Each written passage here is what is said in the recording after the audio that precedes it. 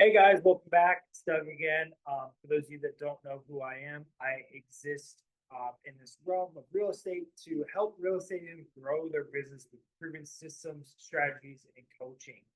Wanted to talk to you guys today about a topic that always doesn't always get the attention as a new agent, especially, but as agents in general. There's a lot of excitement when you enter the real estate world, but one of the biggest things is burnout. Um, it happens to realtors all the time. The reality is, real estate can be extremely demanding. The hours can be long, income inconsistent. You're constantly juggling clients, deals, learning. So it's no wonder that a lot of agents quit within their first year, or definitely by their first renewal. So, but here's the good news with it is if you learn how to manage your energy, time, and expectations, you can not only survive your first year, but you can actually set yourself up to thrive throughout your whole career. So, what does that look like for us? So, setting realistic expectations would be the first thing for sure. When you get into real estate, it's easy to imagine $1 million listings, flexible hours, big commission checks rolling in. But in reality, it's long days, late nights, and sometimes going months without getting a paycheck. You get that deal in March, and you may not have another one till May, kind of thing. But that doesn't mean that it's not worth it. It absolutely is. But you need to go in knowing there will be ups and downs. Deals fall apart, clients ghost you, income comes in waves. When you understand that it's normal, you don't have to panic every time something doesn't go perfectly.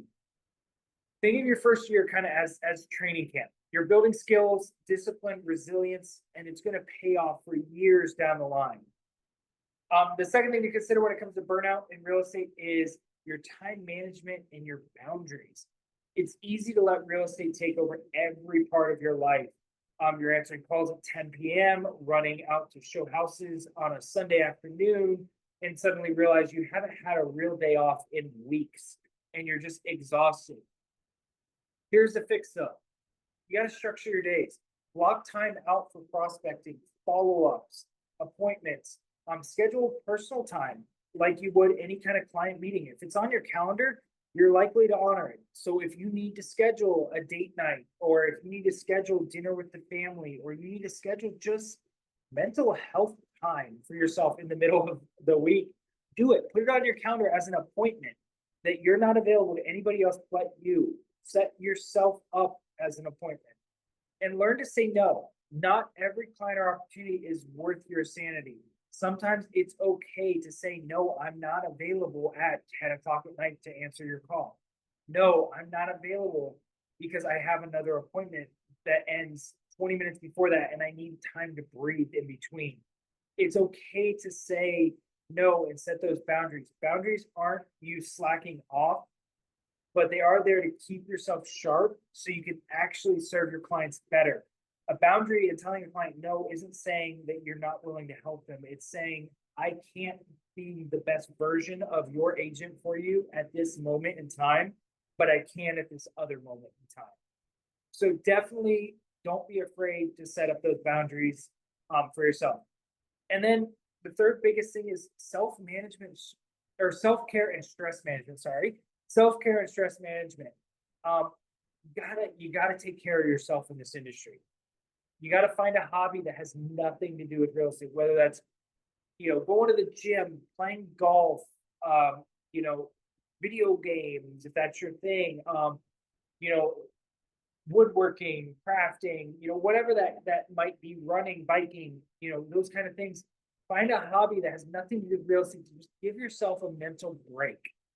Um, you know, and then I would encourage you to get up and exercise every day, even if that's just a daily walk. It's going to clear your head. It's going to help you reduce your stress. It's been proven that being active helps keep your stress levels down. So find something that you can do daily to exercise, even if it's not, I'm going to go to the gym for 2 hours and get ripped. If that's not your thing, that's fine.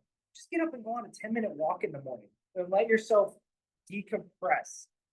Eat well and hydrate. Again, it sounds simple, but energy can definitely crash when you're not eating well and you're not hydrated. It's really easy as agents to get busy running around or to just be working from home and calling prospects and doing these things and forget to eat lunch or not drink enough water. And we have those energy crashes and you want to stay consistent.